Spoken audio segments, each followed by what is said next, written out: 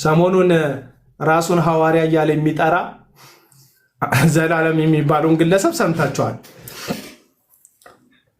ቴዲ አፍሮ እኮ ዓለማዊ ዘፋኝ ነው። የቤተ ክርስቲያን አገልጋይ እኮ አይደለም። የኦርቶዶክስ ቤተ ክርስቲያን አገልጋይ አይደለም ማለት የዘበነን ትምህርት ለማፍረስ ቢሆን እንደ ፕሮቴስታንትነት ወይም የምህረት አብን ትምህርት ለማፍረስ ቢሆን ወይም የዲያቆን ሄኖክን ትምህርት ለማፍረስ ቢሆን መድረክን ብትጠቀመው ኦፍኮርስ አጨበጨብልሃለሁ። ምክንያቱም ትምህርት ነው ያፈረስከው። አንድ አይነት ትምህርት አይደለም ያለን ብለን ስለምናምን ከትምህርት ጋር ነው እየተጣላክ ያለው።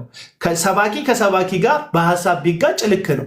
እንዴት የዘማሪ ግጥም ታፈርሳለህ? የእግዚአብሔር መድረክ ላይ ማለት የእግዚአብሔር መድረክ አይደለም። መድረኩ ያንተ መድረክ ነው። ያው ያንተ አዳራሽ ነው። ያው ምዕመኑም ያንተ ናቸው ምዕመኑ የእግዚአብሔር ሕዝብ አይደለም። ያ ሕዝብ ኦፍ ኮርስ የእግዚአብሔር ነው ሊል ይችላል ሕዝቡ የእግዚአብሔር ሕዝብ ግን አይደለም። ምክንያቱም በክርስቶስ የሆነች ቤተክርስቲያን ውስጥ ስላልሆኑ በደም የተዋጀቻል በአንተ የተዋጀ ቤተክርስቲያን ውስጥ ስለሆነ ያሉት ማለት ነው። እሺ እና እንዴት ቁጭ ብላ ዳስጣል ስለሚለው የኋላ ናፋቂ የመሃል ናፋቂ የፊት ለፊት ናፋቂ እያለ ሰው ያብራራል። አፖስትል ስሙ አይከብድህም? ያ ስሙ ከብዶ ሞተ የተባለው ማለት ነው። ያ በኢትዮ ጣሊያን ጊዜ የአንድ አርበኛ ስም ሰጥቶት አንድ ሰላቶ ጣሊያናዊ ለውሻው አሬ ጌታዬ ይሄ ነገር ልክ አይደለም፣ ይሄ የጀግና ስም ነው በኢትዮጵያ የሰጡት ተው ስሙን ይቀይሩ የውሻውን ሲባል በሱ ነው የሚጠራው አለ ሰው። እና ለግዳጅ ተልኮ ሲመጣ ያ ሎሌ ለአለቃው ወይም ለጣሊያናዊ የጦር አሉላ ነው ያሉት አሉላ ብሎት ነው ውሻውና ከዛ መርዝ ሰጥቶ ገደለው። እና ውሻውም ሲመጣ ባለቤቱ ውሻውን ፈልጎ ቢጠራው አሉላ ቢለው አልመጣም። ምን ሆነ ሞተ ሲለው ስሙ ከብዶት ሞተ አለ። ሐዋርያ የሚል ስም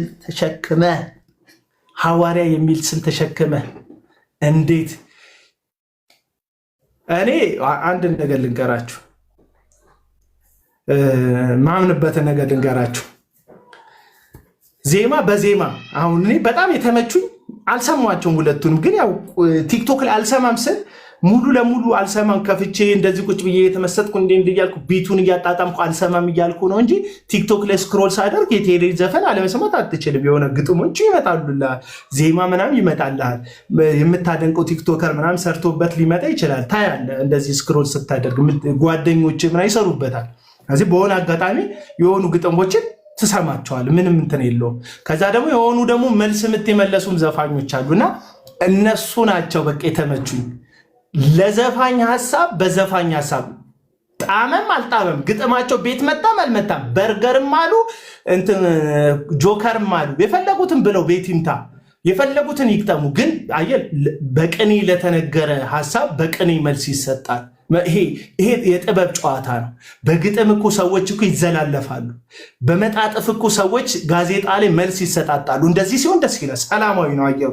አየህ የጥበብ ሰው ለጥበብ ሰው ውጊያ ያደርጋል። የተሻለው ሐሳብ ብዙ ሰው ይገዛዋል። በቃ እንደዛ ይካሄዳል። ፖለቲከኛ ለፖለቲከኛ መልስ ይሰጣል። ሰባኪ ለሰባኪ መልስ ይሰጣል። አስተማሪ ለአስተማሪ መልስ ይሰጣል። አፖስትል የሚል ስም ይዘህ ለዘፋኝ እንዴት መልስ ትሰጣለህ? እውነት አፖስትል የሚል ትልቅ ስም ይዘህ እንዴት ለዘፋኝ መልስ ትሰጣለህ? እንዴት መልስ ይሰጣል? ነብይ የሆነ እንደዚህ ነው እያለ ጥርስን የሐሙሱ ፈረስ ምናምን ጋልበኸው የምታውቅ እኮ ነው የምትመስለው ፈረሱን። እኔ የሐሙሱ ፈረስ እንደዚህ አሳስቦክ የምትጸልይበት ከሆነ ጋልበኸዋል አንተ ፈረሱ። የሐሙሱ ፈረስ ከለሩን ንገረን በእናትህ። ምን አይነት ከለር ነው ያለው የአንተ የሐሙስ ፈረስ? እውነቴን ነው የምላችሁ ፕሮቴስታንት ወገኖቼ፣ አሰደቡን፣ አዋረዱን። ጭፈራውን እስቲ ዳንስ እስቲ የኦርቶዶክስ እንትን ላይ ዕቅበተ እምነት አብረው የሚሰሩ ከነአክሊል ጋር ከነምናምን ጋር ከነጋዴ ጋር ከሌሎችም ጋር የሚሰሩ ከነዮባ ጋር ያልጠራችሁም ካላችሁ ሁላችሁም እዚህ ውስጥ ያለ ከነ ያሬድ ጋር ከሌሎችም ከነ ዲያቆን ያሬድ ጋር ከሁሉም ጋር የሚሰሩት ሜመሮቹ ቪዲዮ እየቆራረጡ የሚያወጡላቸው ልጆች ጴንጤ አይጨፈርም ስትሉ የሚያሸማቅቅ ጭፈራ እንዲህ ያለ የሚል ዘፈን የሚያመጡ ልኬት ነው። ከነዚህ ከሐሰተኞቹ ነቢያት አዳራሽ እኮ ነው የሚመጣው ዳንሱ፣ ጭፈራ እንዴ። እዩ ጩፋ 14 ዓመት 15 ዓመት ጌታን አገለገልኩ ምናምን ይልሃል። እንዴት ሰው በአንድ እግሩ እንዲህ ሆኖ ቂጡን ወደ ላይ ያንቀሳቀሰ ኪነት ውስጥ ካልሰራ በስተቀር እንዴት እንደዚህ ሊደንስ ይችላል? አንድ ዘፋኝ፣ አንድ አገልጋይ ነኝ የሚል ሰው በዚህን ያክል መጣል። እኔ ከኦሮሞ ቤተሰብ የተገኘው ልጅ ነኝ ይላል። ኦሮምኛ ጨፍር ብትለኝ ሞክራለሁ። ውድድሩ ጭፈራ ቤት ምናምን ተወዛውዣለሁ። ገባ ጨብስ ይዤ ምናምን ነካ አድርጊያለሁ የሆነ ዳንስ ነገር። እንደዛ ሞኛ አልችልም። በቃ ማንም እንደሚያደርገው ሞክራለሁ እንጂ እንዴት ሰው እንደዚህ ስክክ ያለ የባህል ዳንስ ይደንሳል? እንዴ ሰጨፍር ነው የምትውለው ማለት ነው እኮ ሌላው ጉዳይ የለውም እኮ ብራዘር። እንዴት ዳንስ እንደዚህ ይሳካላል? ፔንቴው በጣም ነው የሚጨፍረው። ኒኒናናና እኔ የሚለው ልጅ አሁን ዳንሱ፣ ጭፈራው፣ ናይት ክለቡን እስቲ ኮንሰርት ብለህ የምትሄድበትን ቦታ ይኸው፣ ድባቡን ይኸው፣ የበረከት ተስፋዬን አዘላለል ይኸው። የቴዲ አፍሮ ኢንፍሉዌንስ የለበትም ነው የምትለው? የበረከት ተስፋዬ አዘላለል ላይ በረከት ተስፋዬ መድረክ ላይ የሚዘለው ባንዲራ የሚያደርግበት የኢትዮጵያ ባንዲራ የሚያደርግበት ስታይል ከቴዲ አፍሮ የኮንሰርት ስታይል አይደለም የሚወሰደው? ለምን እንወሻሻለን? ለምን በውሸት እንቀበዋለን? እውነተኞቻችንን ገፍተን እያስወጣናቸው እኮ ነው። ልክ እንደ ደረጃ አይነት ሰዎች፣ እውነትም የሚወዱ ሰው የሆነ ከዝባዝንኪ ጋር መተባበር የማይፈልግ ደረጃ ልክ ነው እያልኩ አይደለም። እኔ ደረጃን ወደዋለሁ፣ ማናችንም እንወደዋለን። ሌጀንዳችን ነው ማለት አሁን የምንተችበትንም የምንደነቅበትን ሙዚቃ ያስገባው ደረጀ ከበደ ነው። ዶክተር ደረጀ ከበደ ነው። የመጀመሪያው በኪቦርድ የተሰራ መዝሙር በፕሮቴስታንት የደረጀ ከበደ ነው። ደረጀ ከበደ ፍትህን፣ አመፅን እኛ ሐሰተኛ ነቢያት እንደዚህ ከመፍላታቸው በፊት አዳራሽ እንደሚከፋፈቱ ትንቢታ የሚመስል ሁሉ መዝሙር ያለው ጀግና ዘማሪ ነው። አሁን ላይ የወገኖቹ መጠቃት ያው ባይብሊካል ኮንቴክስት በማይጠብቅ መንገድ ወገንተኛ ሆኖ የአንድ ወገን ፍትህን ይጠይቃል እንጂ ፍትህን መጠየቁ ራሱን ችሎም ችግር የለውም። ገባ? እንደ እግዚአብሔር ሰው መጽሐፍ ቅዱስን እንደሚያውቅ ከወገን ከብሔር እንደተዋጀ ሰው ለሁሉ ፍትህን መጠየቅ አለብን። በነገራችን ላይ እየተገፋፋ ያለው በሰው ውስጥ የሚኖር አመፀኝነትና በሰው ውስጥ የሚኖር ደግነት ነው። ጦርነት የገጠሙት ብሔርና ብሔር አይደለም። ጦርነት የገጠሙት ወገኖች በሰው ውስጥ የሚኖር ክፋትና በሰው ውስጥ የሚኖር ደግነት ነው። ሁሌ መልካምነት ይጨቁናል፣ ሁሌ መልካምነት ይረገጣል፣ ሁሌ መልካምነት እንጂ ይሄ ጉዳዩ የብሔር አይደለም። አሁን ራሱ ሰይጣን የሚፈልገው የሆነ ብሔር ገፋኝ ብላችሁ እንድታስቡ ነው። ለምንድን ነው ያንን የሚያሳስባችሁ? ሰይጣን ነገና ከነጎዳ እናንተም ሪቬንጅ እንድትበቀሉ ያንኑ መልሳችሁ አደረገን በምትሉት ላይ እንድታደርጉ አይደለም።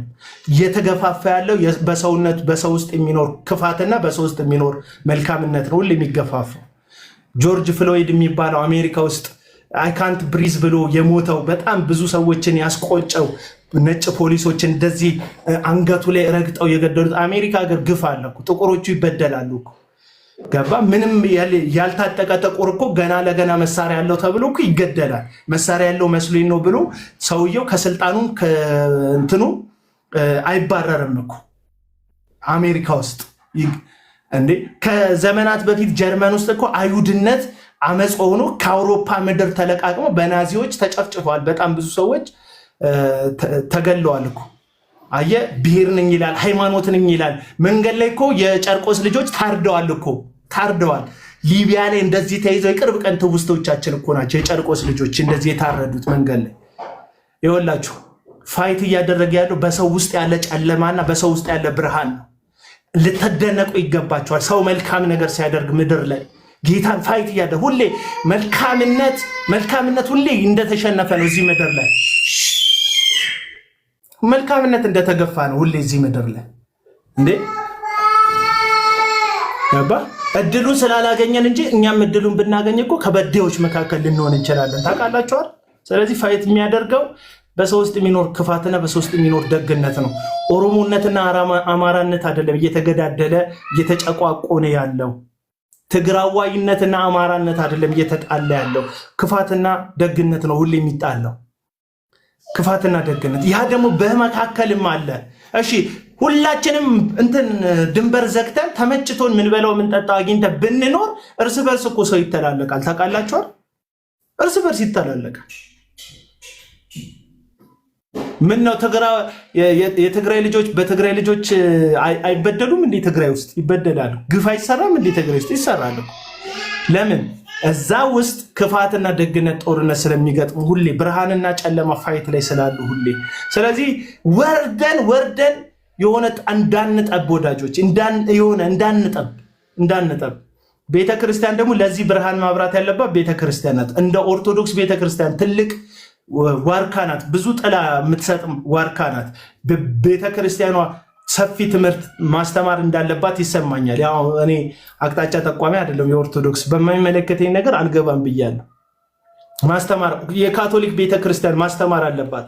የስላሴ አማንያን ስለሆነን ማለት ነው። የፕሮቴስታንት ቤተክርስቲያን ከዚህ በፊት ነግሬያቸው ስፔሻል ቤተክርስቲያንን ከቤተ መንግስት ጋር አትለጥፏት። በግልህ መደገፍ መብት ነው። ብልጽግና ፓርቲ ጠቅላይ ሚኒስተርህን መውደድ ማድነቅ መብት ነው። ማንም መጥቶ አታድንቅ ማለት አይችልም። እኔ ስለጠላሁት አንተም ጠላልኝ ብሎ ታሪክ የለም።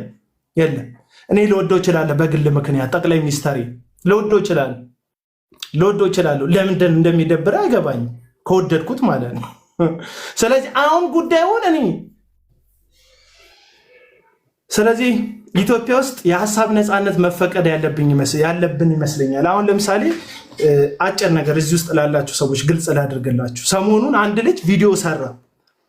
በፍርሃት ምክንያት የቴዲ አፍሮ ዘፈንን ያልዘፈኑ ታዋቂ ቲክቶከሮች ብሎ ያ ህፃኑ ልጅ ከወሎ የመጣውን ህፃን ልጅ ታኩርን፣ ልጁን ጩጨውን ልጅ ታኩርን፣ ከዛ ጆን ዳንኤልን፣ ከዛ ሌሎቹን እናንተ ማስገቧቸው ሌሎቹን አዶናይንም ምናምን ደረደረና እነዚህ ምናምን። ስለዚህ ለምን አንፎሎ አናደርጋቸው? ለምን የቴዲ አፍሮ ዘፈንን ስላልዘፈኑ?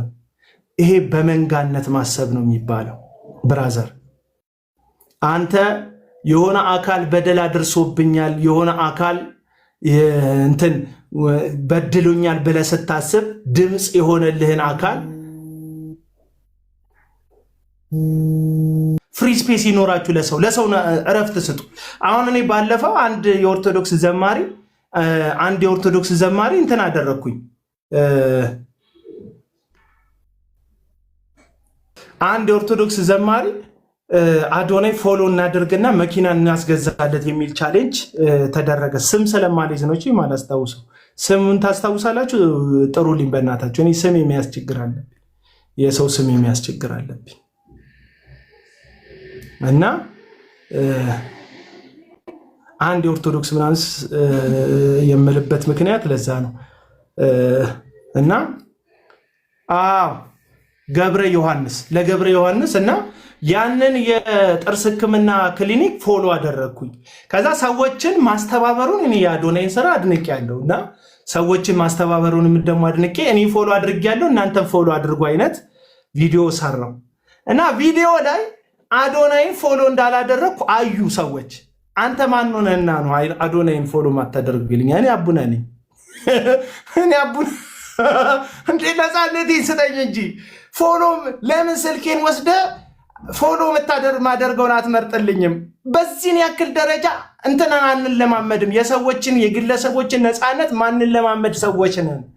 ለዛ ነው ማፈን። አሁን አንተ ስልጣን ላይ ብትወጣ እንዴት ነው የምታስተነፍሰን? አታስተነፍሰንም እኮ አንተ አሁን ስልጣን ላይ ብትወጣ እንዴት ታስተነፍሰኛለህ? እኔ ወደድኩትን ካልወደድክ እያልከኝ ነው። ልክ እንደዚሁ የቴዲ አፍሮ ለአንተ ተመችቷል። በእንባ ነው ሀሳብን ያስገለጸ። ምንም ያልመሰለን ሰዎች ደግሞ አለን። አይኖ ገባ። ስለዚህ ለእኛም ደግሞ ስፔስ ሰጠ። እንዴት አስለቀሰህ አልልህም። እንዴት አላስለቀሰህም ግን እንዳትለኝ። አንተ ንስሐ ግባ ይለኛል አንዱ። ንስሐ አባቴ እኮ ሌላ ከተማ ሄደው እኮ ነው። ጉራም አለብህ ወረኝ ጉራ አይደለም ምላችሁ። ይሄንን ነገር በትክክል እንድትረዱት ነው። እኛ ኢትዮጵያውያን የወደድነውን በጀማ ሰው እንዲወድልን፣ የጠላነውን ሰው እንዲጠላለን እንፈልጋለን። የመጀመሪያ መለማመድ ያለብን በግል ሰዎች የሚመቻቸው አለ ማይመቻቸው አለ። ይሄንን ነፃነት ስጡ። ልክ እንደዚሁ እኔ ለዛ ነው እኔ ለሰዎች ሐሳብ ነፃነት ለመስጠት ሞክራለሁ። እኔ አሪፍ ነፃነት ሰጪ ነኝ። በቃ እንደኔ ዲሞክራሲ የለም እያልኩኝም አይደለም፣ ምርጫ ቅስቀሳም አይደለም፣ ተወዳዳሪ አይደለም። ግን አትሊስት ሰው የፈለገውን እንዲያስብ እድል ስትሰጡት ይሄንን እንትን ኤክስፒሪየንስ ስናደርግ ነው ነፃነት ኢትዮጵያ ውስጥ መስፈን የሚጀምረው። አትሊስት ሰው የማሰብ ነፃነት፣ የማውራት ነፃነት። በቴዲ አፍሮ ዘፈን አልሰሩምና አንፎሎ እናድርጋቸው እያልክ የምታስብ ከሆነ አሁን አንተ ምን ትለያለህ? ልክ የሶማሌ ባህር ላይ እንዳሉ መርከብ እንደሚያገቱ ይህን ያህል ሚሊዮን ብር ካልተሰጠን መርከቧ አትንቀሳቀስም እንደሚሉ አንፎሎ አደርጋለሁ። ፎሎ አንተ ጨንሃት አንፎሎ አደርጋለሁ ነው ያልኩት። ይህ እኮ አስገድ መሳሪያ ደቅኖ ሰውየውን ከማስገደድ አንተ አሁን መሳሪያ አልታጠቅም እንጂ ባለችህ አቅም ትፍጨረጨራለህ። ባለችህ አቅም ሰውን ለማስገደድ ትጥራለህ። አይኖ ግን የሚጠቅመን ነገርም አይደለም ሙከራ የምናደርገው። ገባችሁ አይደል? ደረጀ ንስሐ ግባ የምትለኝ ሰው ቆይ በኋላ አስገባለሁ። እና እንደዛ ነው ነገሮችን ለሰዎች ነፃነት መስጠት መልመድ አለብን። በተለይ ቤተክርስቲያን ደግሞ እችን ነገር ልበድና እነ ሙሌ ማሳብ ካላቸው ይሄዱበታል። በተለይ ቤተክርስቲያን በዘመናት መካከል ለመሪዎች መገዛት አለባት። ትክክል። ለሚያስተዳድር ቀበሌውን ወረዳውን ለሚያስተዳድር ሰው በሰላም እንድትወጣ አመፀኛውን እንዲቀጡት ደግሞ መልካም ያደረገውን እንዲሸልሙት እግዚአብሔር ሰይፍ አስታጠቃቸው ናቸው። በቃ ምንም ማድረግ አትችል። በቃ እግዚአብሔር ነው የሾመው። ይሄ የቤተክርስቲያን አንደርስታንዲንግ ነው። ቤተክርስቲያን በዘመናት መካከል የመጀመሪያውን ክፍለ ዘመን ላይ ያለችው ስደት ላይ የነበረችውን ቤተክርስቲያን ሂድና ተመልከት። የሮም መንግስት የአስራት ያጎሳቁላት እስር ቤት ይጥላት የነበረች ቤተክርስቲያን ናት። ሐዋርያቱ ታርደው፣ አንዳንዶቹ ተሰቅለው፣ አንዳንዶቹ መጥበሻ ላይ ተጠብሰው የሞቱ ናቸው ሐዋርያቱ። ቤተክርስቲያንን ግን ታዘዙ የሚል ጽሑፍ ይጽፋል ጳውሎስ። ጳውሎስ በማን እጅ ሞት ይመስላል? በኒሮ እጅ። ሮም ውስጥ ነው የተገደለው። አሁንም ሮም ብትሄድ ሮም ውስጥ የጳውሎስና የጴጥሮስን እዚህ ጋር የተገደሉት ተብለ ትጎበኛለህ። መቃብር ቦታቸውን መስዓት ሰማዕት የሆኑበትን ቦታዎቻቸውን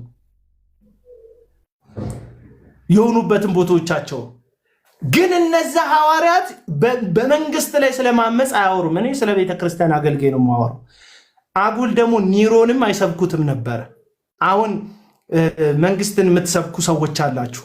ለሀገር መንግስት መጸለይ፣ ለሀገር መንግስት መገዛት ትክክል ሆኖ ሳለ እንደ ዘላለምና እንደ ሱራፌል አይነት ምንጣፍነን ተራመዱብን፣ ቄጤማነን እንጎዘጎዛለን፣ እርገጡን አይነት አካሄድ መሄድ ግን አሸርጋጅነት ነው የሚባለው።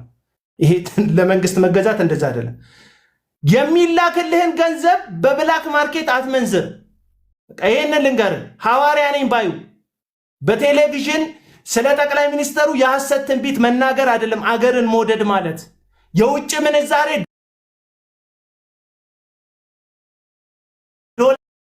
ነው ግንባታ እየገነባ ነው ስትባል ሲደወልልህ አይ በእንትን በኩል አስልክ እያልክ አገሬን እወዳለሁ ብሎ ታሪክ የለም። በቃ አገር አትወድም። አገር መውደድ ማለት እንደዛ ነው። በባንክክ ያጨካውን ያንን ገንዘብ እያወጣ ከምቆረጥምና ቤት ከምትገዛ መኪናዋን አነስ አድርገና ያው በእግዚአብሔር ስም ዘርፈ ነው እኮ ገንዘቡን ያመጣው። እንተዋወቃለን። ምድረ ነብይ ነኝ ሐዋርያ ነኝ ባይ ማለት ነው። እናውቃለን። በሚሊየን ምትነዳውን ገመቺስህን ቀንስና አነስ ያለች መኪና ነዳጅ ማትበላ በቻርጅ የምትደረግ ገባ አገልጋይ ነካ ኮስት ሚኒማይዝ ነው የምታደርገው አንተ። በነዳጅ የምትሰራ ምናምን መኪና እንደዚህ ግዛና ከዛ የቀረውን ገንዘብ ቸርችክ ውስጥ ላሉ ወጣቶች የሥራ ማስኬጃ ስጣቸው። የሆነች ትንሽ የሱቅ ከፍተህ ይነግዱ። ትርፉ ለአንተም ለቤተ ክርስቲያኗ የሚግባ ችግር የለብኝም። አትሊስት ግን ስራ ያጡ ሰራተኞች ልጆችን ስራ እንዲሰሩ አድርግ። ይሄ ነው ሀገር መውደድ ማለት። ነብይ ነኝ ባዩ ይሰማሃል? ቤተ ክርስቲያን ነኝ የሚባል አዳራሽ ከፍተህ ቤተ መንግስትን ተደግፈ በሚሆን መንገድ ለመንግስት ድጋፍ የሰጠ መስለክ ራስክን ከመንግስት ጋር ማጠጋጋት ሳይሆን ትክክለኛው የወንጌላዊነትና የወንጌል አገልግሎት እንደዛ ሳይሆን ለመንግስትና ለህዝብ እየጸለይክ እጅክ ያለውን ገንዘብ ወጣቶች እንዲሰሩበት አድርግ። መኪና መራጭ ሆንክላቸው? አዎ ሆንኩላቸው። በአመፅ ነው ያገኙት መኪና እንደሆነ አውቃለሁ። አትሊስት ግን በአመፅ ያገኘውን መኪና መጠኑን ቀንሰክ ለ3 ወጣቶች ለ4 ወጣቶች የስራ እድል ብትፈጥርላቸው እግዚአብሔር ይመስገን ነው።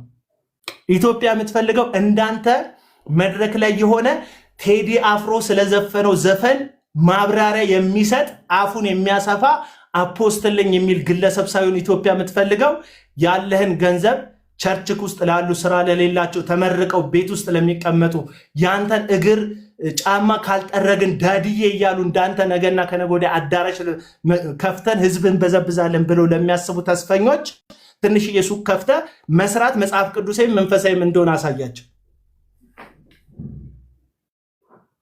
በቃ ይሄንን ነው የምላችሁ። በጣም አሽቃበትክ የሚል ሰው አለ። ማሽቃበጥ እንደኔ ከሆነ ሁላችሁ ማሽቃብጡ። በእውነት እንትና ሙልዬ እንኳን ደህና መጣ ሰላም በለና ሀሳብ ካለ ቀጥል። ሀሳብ በፈለግከው ሀሳብ ላይ ማውራት ትችላለህ። የኔ ሀሳብ መንካት ከፈለግክ የምትቃወሙ ሀሳብ ካለ መሄድ ትችላለህ። ነፃ ነው ቤቱ ለማለት። ሰላም ብያለሁ። አቤላ ጆይ ከታች ያላችሁ እህቶች ወንድሞች ሁላችሁ ሰላም ብያለሁ። ምንድነው እንግዲህ እኔ አክቹሊ ያው ወንጌላዊ አማኝ በመሆኔ ደስተኛ ከሚሆኑ ሰዎች መካከል ነኝ። እወደዋለሁ። አክቹሊ ማህበረሰቤን እወዳለሁ። ክርስቲያን ቤተሰብ ማለት ነው፣ ክርስቲያን ፋሚሊ እወዳለሁ። ስለዚህ ወንጌላዊ አማኝ እዚህ ማህበረሰብ በመሆኔ ደስታ ከሚሰማቸው ሰዎች መካከል አንዱ እኔ ነኝ። ነገር ግን ምንድነው መናገር የምፈልገው እዚህ ጋር ከቴዲ አፍሮ ዘፈን ወይ ዛ ካሉ ሰዎች ይልቅ እሱ እንግዲህ እንትን አደርጋለሁ ከሱ ይልቅ የቤተክርስቲያን ትልቁ ስጋት የውስጥ ነው። ሐሰተኞቹ ናቸው። የውስጥ ስጋት ነው ያለን ማለት ነው። ስለዚህ የቤተክርስቲያንን ውጭ ያሉ ዓለማውያን ሰዎች የሚዘፍኑት ዘፈን ነው ወይ የጎዳት ያለው? ቤተክርስቲያንን እየጎዳ ያለው የፖለቲካው ጉዳይ ነው ወይ? አሁን ከረንትሊ ስለ አሁን እያወራን ከሆነ ማለት ነው ቤተክርስቲያን በተመለከተ መንግስት ነው ወይ የጎዳ ያለው ቤተክርስቲያንን? ፖለቲካ ዘፋኞች ናቸው ወይ የጎዱ ያሉት ቢባል እነሱ የራሳቸው የሆነ እንትን ተግዳሮት የላቸውም እያልኩ ነፃ እያወጣኋቸው አይደለም። ግን ሞር ትልቁ ተግዳሮት ያለው ምን ላይ ነው ከተባለ ትልቁ ተግዳሮት ያለን ውስጥ ላይ ነው ማለት እንደነዚህ አይነት ሰዎች ማለት ነው ሐሰተኞቹ። ቀደም ሰውየው ሲናገር የነበረውን ሱራፌል የሚባለውን ሰውዬ ሐሰተኛ ነቢያቶችን ሐሰተኛ ሐዋርያት ነን የሚሉ ሐሰተኛ ምእምናንም ጭምር ቤተክርስቲያንን እየጎዱ ያሉት ከየትኛውም ጊዜ በላይ ወንጌል እንዳይሰራ በእነሱ ስም በእነሱ ምክንያት የእግዚአብሔር ስም እየተሰደበ ያለበት እኛ እንደ አማኞች አንገታችን ቀና አድርገን ለመሄድ እስክንቸገር ድረስ ኢቭን እንዲሁም አንዳንዴ በቃ አንዳንድ ሰው አይደለሁም ሁላ ይላል። እኔ ጴንጤ አይደለሁም እኔ እንደዚህ አይደለሁም ይላል እና ኢቭን ዘፈን ለመቃወም ራሱ እስካንችል ድረስ ለመቃወም ፈልገ ለመቃወም ራሱ እስካንችል ድረስ የሚያደርሱ ነገሮች አሉ። ስለዚህ ትልቁ ተግዳሮት ያለው ውስጥ ላይ ነው ባይነኝ እኔ ከውስጥ ያሉትን አክቹሊ ሰዎች ውስጥ ማለት የጌታ ናቸው ማለት አይደለም፣ ግን እኛው መካከል ሆነው ነን እያሉ ነገር ግን ያይደሉ ራሳቸው ክፉ ነገር አድርገው ለሰዳቢ ለተቺ የሚያሰጡን በጽድቅ የሚያገለግሉትን አገልጋዮች በጽድቅ የሚኖሩትን ሰዎችን ሁሉ አብረው አጨፍልቀው እንትን የሚያደርጉ ናቸው። ስለዚህ ትልቁ ተግዳሮት ምንድነው ከተባለ የውስጥ ተግዳሮት ነው ትልቁ ተግዳሮቱ ባይነኝ ነኝ።